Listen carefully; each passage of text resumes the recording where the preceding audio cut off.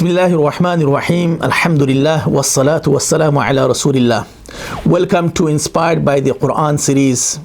Allah subhanahu wa ta'ala says, Yusikumullahu fi awladikum lidhakari mithlu hadhil unthayayn.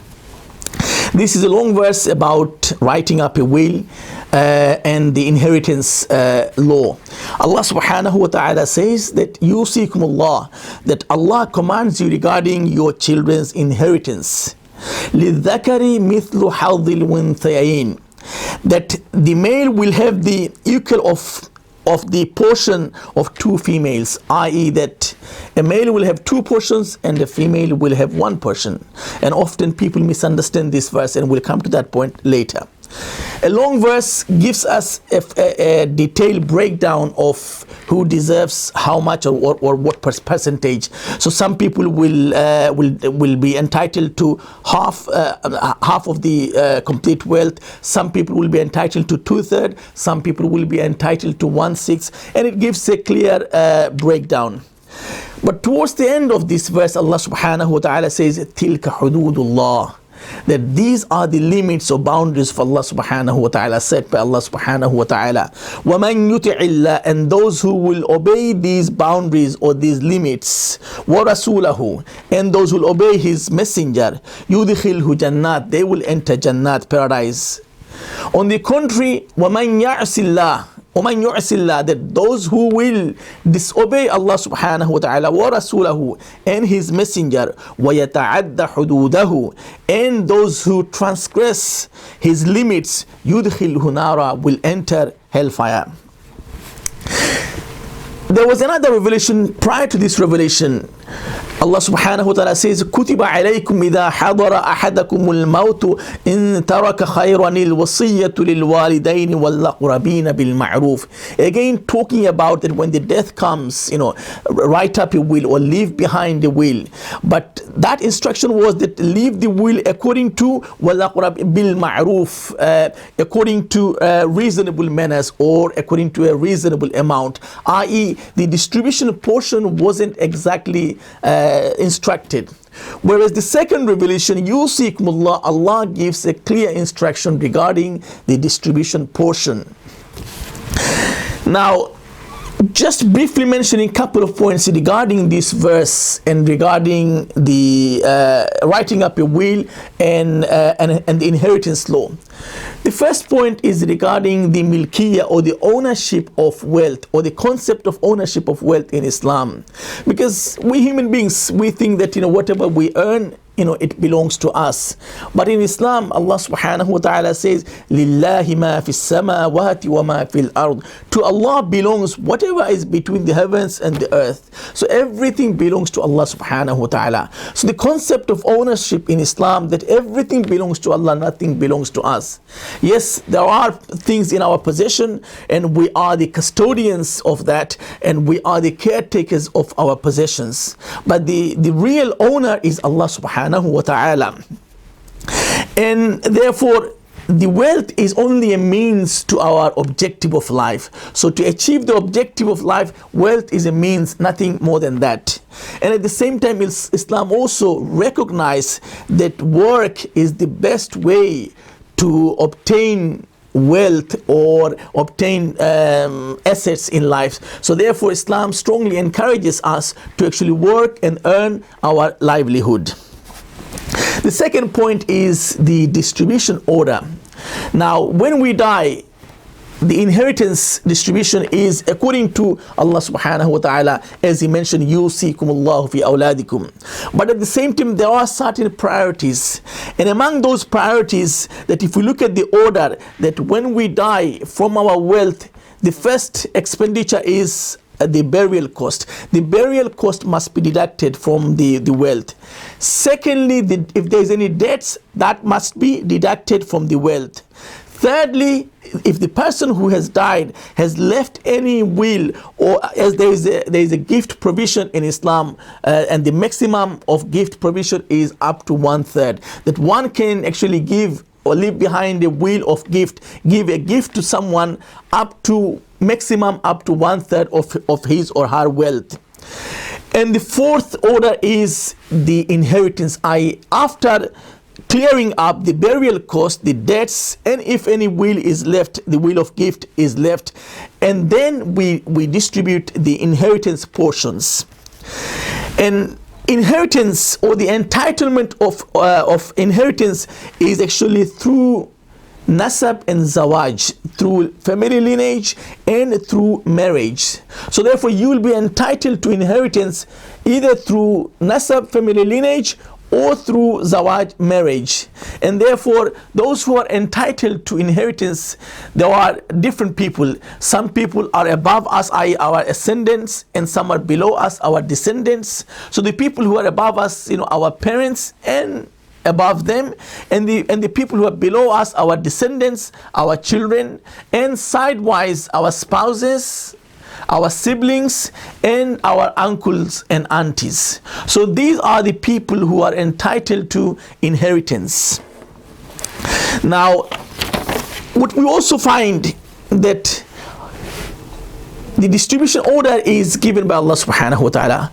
The distribution percentage or the portion is also clearly outlined by Allah subhanahu wa ta'ala.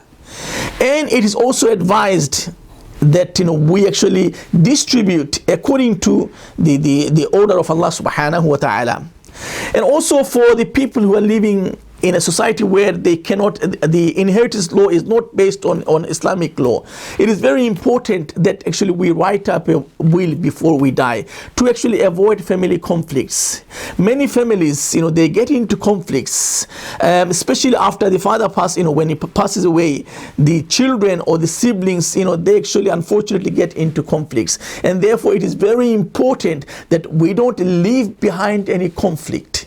When we die, we want to die peacefully, and we don't want to be punished for the conflict that we leave behind. So therefore, a very fundamental lesson for us that, before we die, that we should all write up our wills. And of course, when we write up our wills, we can write it up according to the inheritance law, inshallah. There's also another important point that often people misunderstand the distribution portions. So when Allah subhanahu wa ta'ala says yusikum Allahu fi awladikum lidhakari mithlu hadhil unthayayn, that a male will get double portion and a female will get single portion. Outwardly, one would see that as an unfair distribution. But what we need to understand, that in Islam the entitlement is linked with the responsibility. And likewise, in Islam, equality is linked with fairness.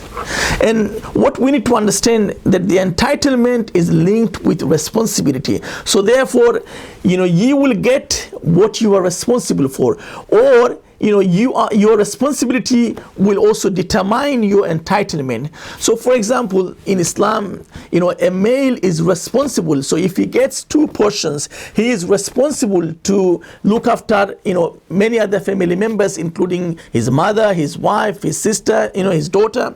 Whereas a female is not responsible to look after anyone. So therefore, even if she gets 50% or half of the distribution, but she is not responsible, she does not have to share it with anyone else. Whereas for a man, they will have to share it with many people within the family members. So that is one important point, that in Islam, entitlement is linked with responsibility. And equality is linked with fairness.